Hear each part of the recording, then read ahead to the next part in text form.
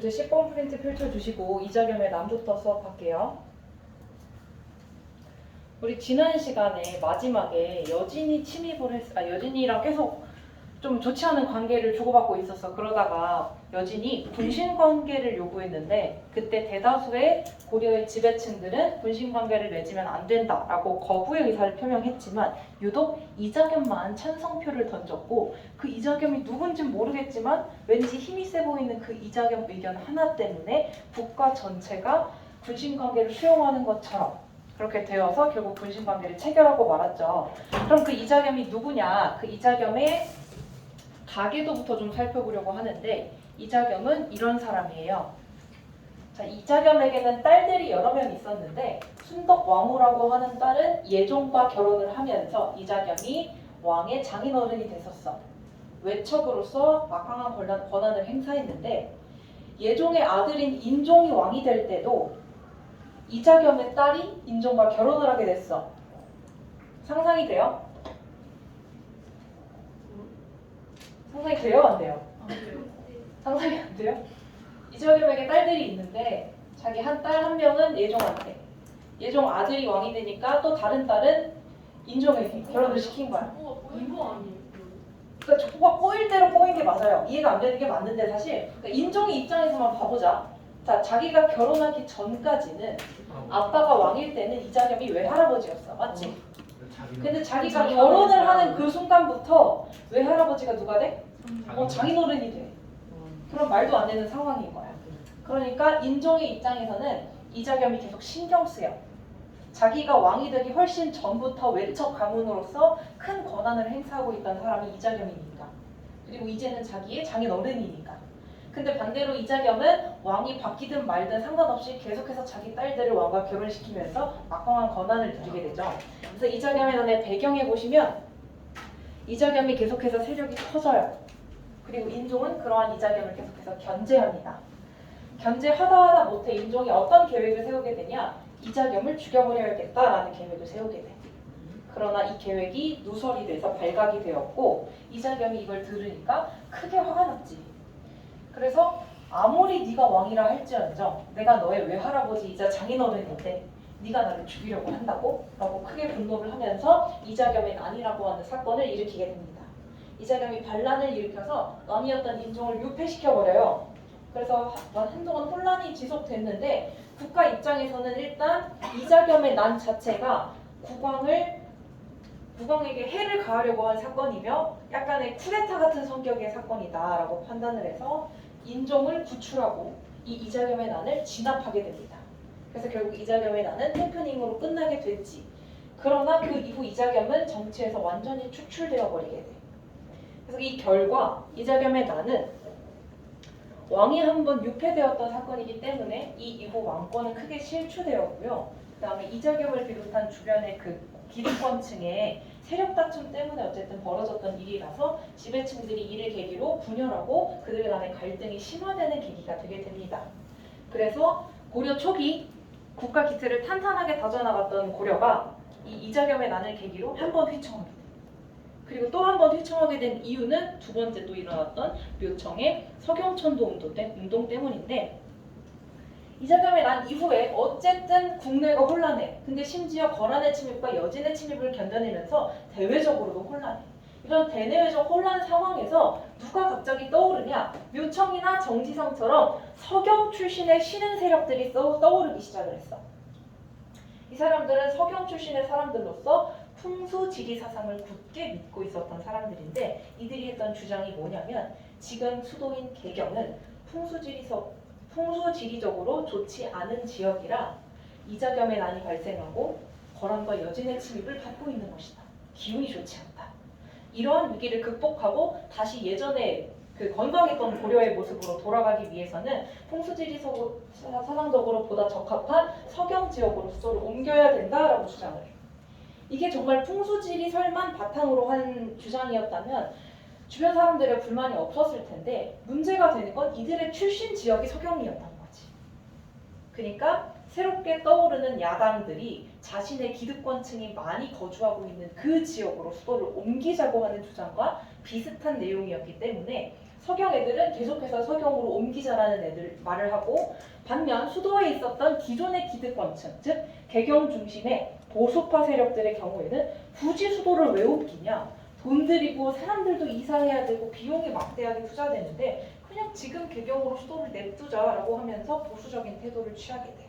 그래서 보수파, 개경 중심의 보수파랑 서경 중심의 신흥 세력 사이에 권력 다툼이 시작됐고, 이때 묘청은 완전히 서경천도를 제대로 해내기 위해서 서경 지역에 대화궁이라고 하는 궁궐도 만들어요. 그래서 왕이 이사만 오기만 하면 바로 정치를 할 수 있게끔 그 기반 시설들을 구축해 놓게 되고, 칭제 건원이나 금국 정벌과 같은 강력한 주장들을 하게 되는데, 그 구체적인 의미는 일단 칭제 건원, 인종을 황제라 칭하자.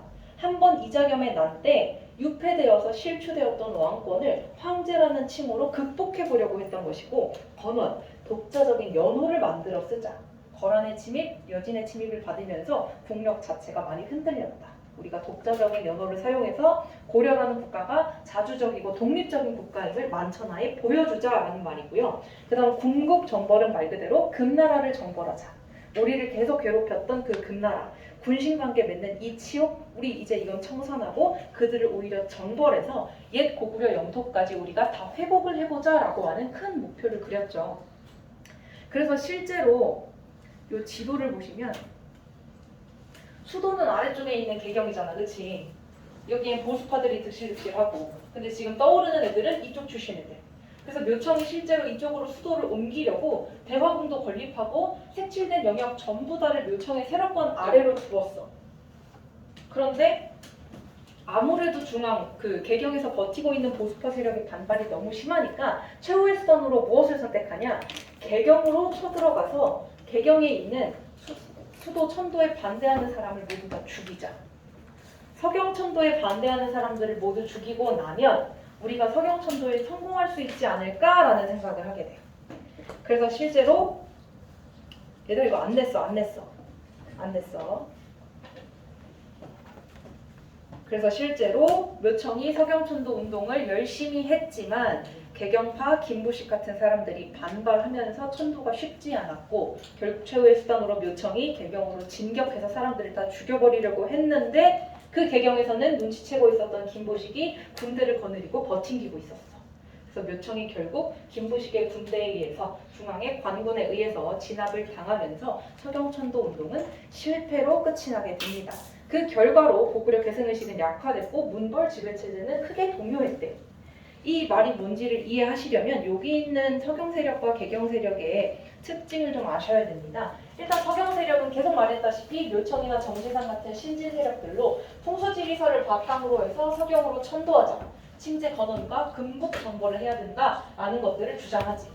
이들은 고구려 계승의식을 강하게 지니고 있었기 때문에 군신관계를 맺었던 그 금나라와의 관계를 청산하고 그들을 오히려 정벌해서 옛 고구려 영토까지 회복해야 된다라고까지 꿈꿨던 애들이야, 그치? 근데 얘네랑 달리 개경에 있었던 고인물, 보수파, 김부식 같은 애들은 굳이 수도를 왜 옮기냐라고 하면서 반대를 하고, 금나라랑 군신관계 맺어서 이제 더 이상 전쟁이 발생하지 않는데 그냥 냅두자. 조금 치욕스러우면 어때? 걔네가 더 잘 나가니까 우리가 그냥 군신관계 맺은 거지 라고 합리화를 해.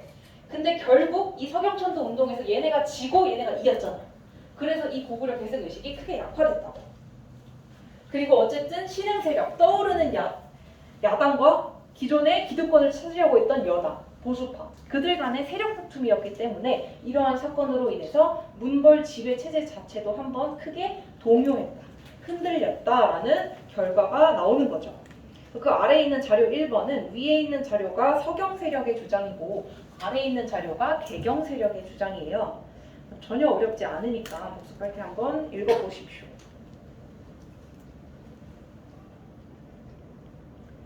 넘어가도 될까요? 쌤 아까 지도 한 번만 다시. 지도 다시 봐야되려고요? 안 됐다니까요.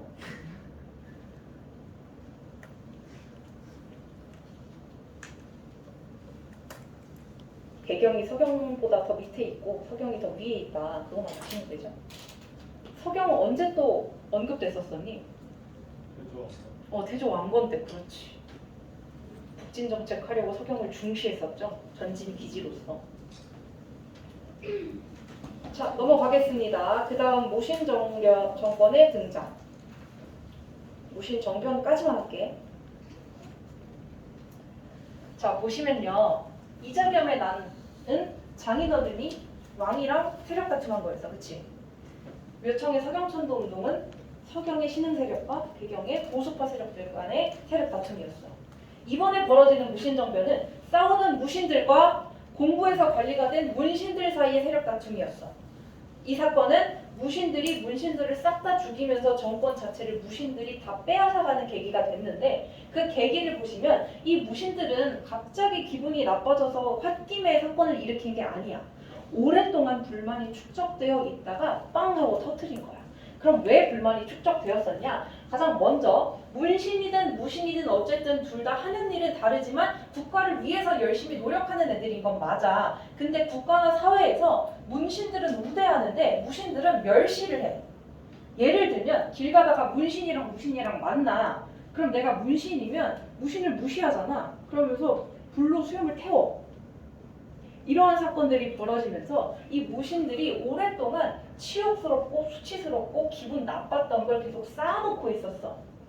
자, 그러는 와중에 사회적으로는 차별받지. 근데 얘네는 또 묵묵히 열심히 열의를 했단 말이야. 예를 들면 거란의 침입이나 여진의 침입을 이겨내는데 열심히 활약했잖아. 그치? 국가를 지켰잖아. 그 과정에서 업적이 쌓이면서 세력을 성장하고 있어. 근데 인정을 못 받고 있어. 그러한 상황이고 또 하나 국가에서 뭐 성곽을 수리한다거나 뭐 공사를 한다거나 어쨌든 몸 쓰는 일이 필요할 때 문신들은 불러다가 일 시키지 않는데 오직 무신들만 데려다가 자꾸 일을 시켜. 내가 오늘 쉬는 날이야, 주말이야, 집에서 쉬어야 되는데 갑자기 성곽 수리해야 되니까 운동복 입고 나오래. 짜증나지? 국가에서 부당하게 자꾸 고역, 너무 힘든 노동력을 부려먹는 일들을 자꾸 시켜.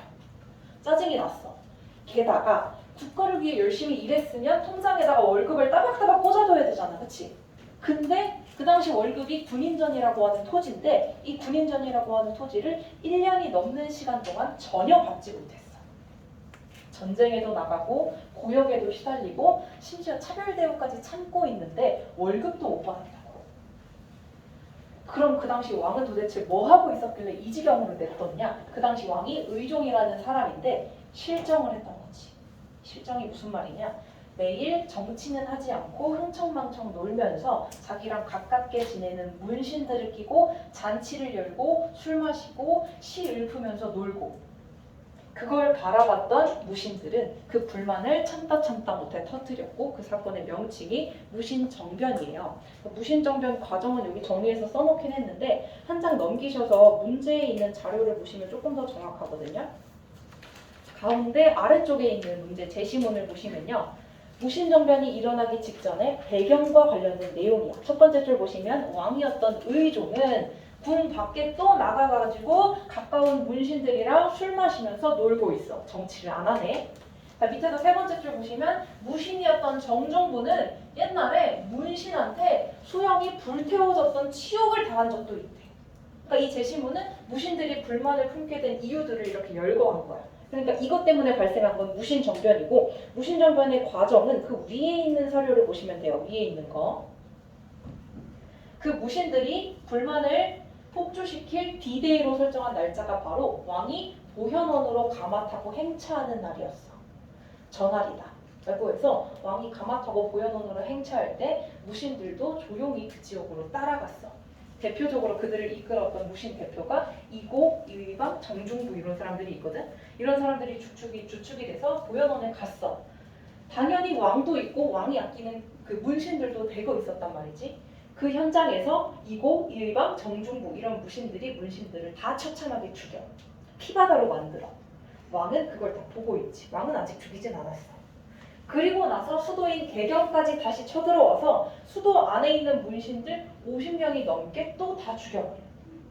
그리고 나서 왕을 폐위시켰어.